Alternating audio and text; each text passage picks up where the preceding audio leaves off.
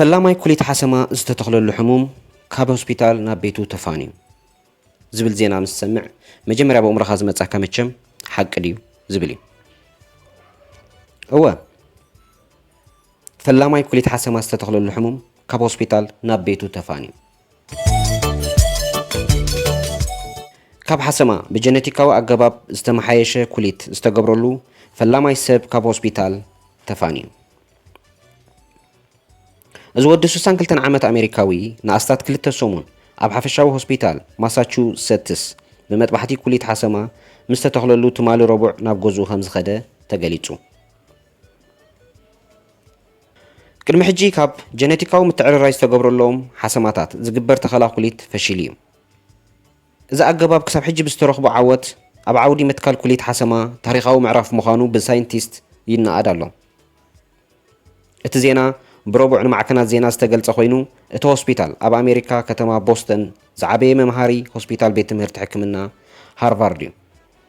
እቲ ሆስፒታል ኣብቲ ዝወፀ መግለጺ እቲ ሕሙም ሪቻርድ ሪክ ስላይማን ዝበሃል ኮይኑ ካብ ዌስትማውስ ማሳቹሴትስ ብሕማም ኩሊት ክሳቐ ብምጽንሑ ተኸላኹሊት የድልዮ ከም ዝነበረ ኣፍሊጡ።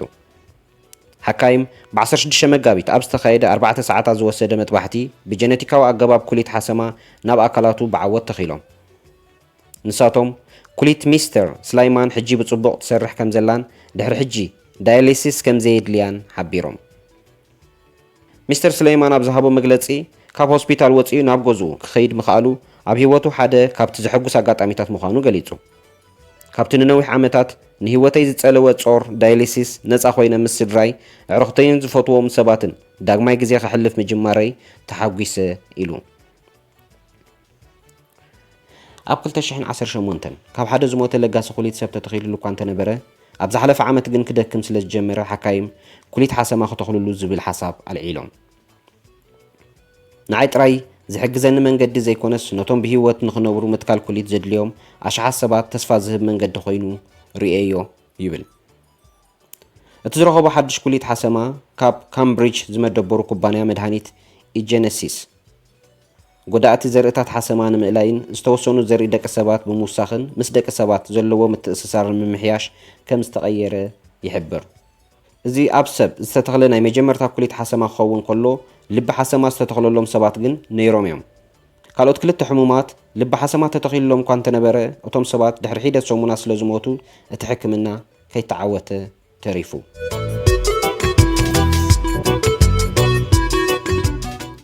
እዚ ከምዚ ኢሉ እንከሎ ኩሊት ኣለጊሳ ንወዳ ናብ ውድድራት ዓለም ዘብቅዐት ኣደኸ። ኩሊት ኣሌክስ ባይዶክ ምስ ሓመመት ኣዲኡ ከምቲ መብዛሕትኦም ወለዲ ዝገብርዎ እያ ገይራ። ሓንቲ ኩሊታ ኣለጊሳ ህይወቱ ከተትርፍ ሰጋ ኣይበለትን። ክሳብ ቆልዓ 3 ዓመት ዝኸውን ግን ኩሊት ከይተተካኣሉ ኣብ ሓያሉ ሕፅበት ኩሊትን ቀጻሊ ክንክንን ክሓልፍ ግድን ነይሩ። ወዲ 12 ዓመት ኣሌክስ ኮነ ኣዲኡ ከም ሰብ ንቡር ህይወት ክነብር ጥራዩ ነይሩ እቲ ዕላማ። ሕጂ ድሕሪ 9 ዓመት ኣሌክስን ኣዲኡ ጁሊን ብሓባር ናብቲ ኣዝዮም ዝፈትውዎ ምንሽርታት በረድ ስኪንግ ብምኻድ ነቲ ኣብ መንጎኦም ዘሎ ፍሉይ ምትእስሳር ክጽምብሉ እዮም። ኣብቲ ካብ ዝሓለፈ ሰንበት ጀሚሩ ክሳብ 8 መጋቢት 2024 ዓመተ ምህረት ካብ መላእ ዓለም ዝመጹ ተወዳደርቲ ዝሳተፍሉ ኣብ ቦርሚዮ ጣልያን ኣብ ዝካየድ መበል 12 ዓለማዊ ውድድር ወርልድ ትራንስፕላንት ዊንተር ጌምስ ክሳተፉ እዮም። እዚ ውድድር ህያብ ህይወትን ለገስትን ከምኡውን ስድራ ለገስቲ ብመንፈስ ውድድርን ምሕዝነትን ክብሪ ክረኽቡ ንምግባር ዝዓለመ እዩ። ኣሌክስ ካብ ኣዲኡ ዝተለገሰሉ ኩሊት ምስ ተለገሰሉ ድሕሪ 1 ዓመት ቆልዓ 4 ዓመት እንከሎ እዩ ስኪን ጀሚሩ። እዚ ድሕሪ ልደቱ ክሕሰብ ካብ ዝኽእል ንላዕሊ ነይሩ። ካብ ዝውለድ ኣብ ሳልሳይ መዓልቲ እዩ ኣብ ዓዲ እንግሊዝ ከተማ ሊቨርፑል ናብ ዝርከብ ሆስፒታል ኣልደር ሄይ ተሰጋጊሩ። ኣብኡ ናብ ፍሉይ ክፍሊ ሕክምና ኩሊት ኣትዩ። ኣሌክስ ድሓን ክኸውን ተስፋ እንገብረሉ ህሞታት ነይሩ። ኩሉ ሕክምናታት ድማ ጽቡቕ ክኸውን እዩ ንብል። ካልእ ግዜ ድማ ንጭነቕ ነርና ትብል ጓል 47 ዓመት ጁሊ። ተንቀዳሞት ሒደት ዓመታት ብኢንፊዥን ቴራፒ ዝሓውስ ሕክምና ይወሃቦ ነይሩ።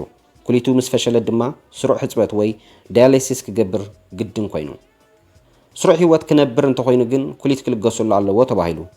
ድሕሪ ምርመራታት ድማ ካብ ወለዱ ክትከኣሉ ከም ዝከኣል ተረጋጊጹ። እንተኾነ ኩሊት ኣባፅሕ ክቕበለሉ ኣብ ዝኽእል ዕድመ ክሳብ ዝበፅሕ ክጽበ ነይርዎ። እዛ ህሞት እዚኣ ንኽትመጽእ ኣሌክስ ወዲ 3 ዓመት ክሳብ ዝኸውን ተጸቢ። ኣብ ወርሒ ጥሪ 2015 ብኣቋጻጽራ ኤውሮጳ መጥባሕቲ ክገብሩ ምዃኖም ተነጊርዎ። ጁሊ ድማ ገለ ጸገም ከየጋጥም ኣብ ሓያል ጭንቀት እያ ነይራ። ድሕሪ 2-3 መዓልታት ኣሌክስ ሓድሽ ሓይሊ ረኺቡ ሓደ ወዲ 3 ዓመት ቆልዓ ዘርእዮ ምንቅስቓስ ከርኢ ከም ዝጀመረ ትዛረብ። ነገራት ክሳብ ክንደይ ቀልጢፎም ከም ዝተመሓየሹ ዘገርም እዩ፣ ሙሉእ ለውጢ ነይሩ ትብል።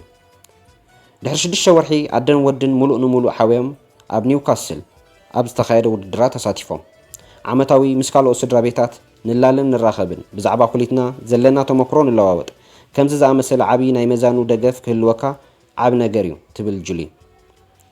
ኣሌክስ ኣብቲ ፀወታታት ምስ ካልኦት መዛንኡ ዝኾኑ ቆልዑ ምውድዳሩ ግዳይ ትጸገም ንሱ ጥራይ ከም ዘይኮነን ካልኦት ብዙሓት እውን ብተመሳሳሊ ኩነታት ይሓልፉ ከም ዘለውን ክርዳእ ከም ዝሓገዞ ትገልጽ።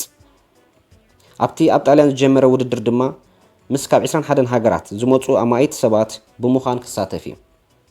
እዚ ውድድር ኣብ 2 ዓመት ሓደ ግዜ ዝካየድ ኮይኑ ጸላም ከብዲ፣ ልቢ፣ ሳምቡእ፣ ኩሊት፣ ሽኮርያ ወይ ምሕዋስ ዓጽሚ ይኹን ብዝኾነ ምትካል ኣካላት ዝሓለፈ ሰብ ዝሳተፈሉ ውድድር እዩ።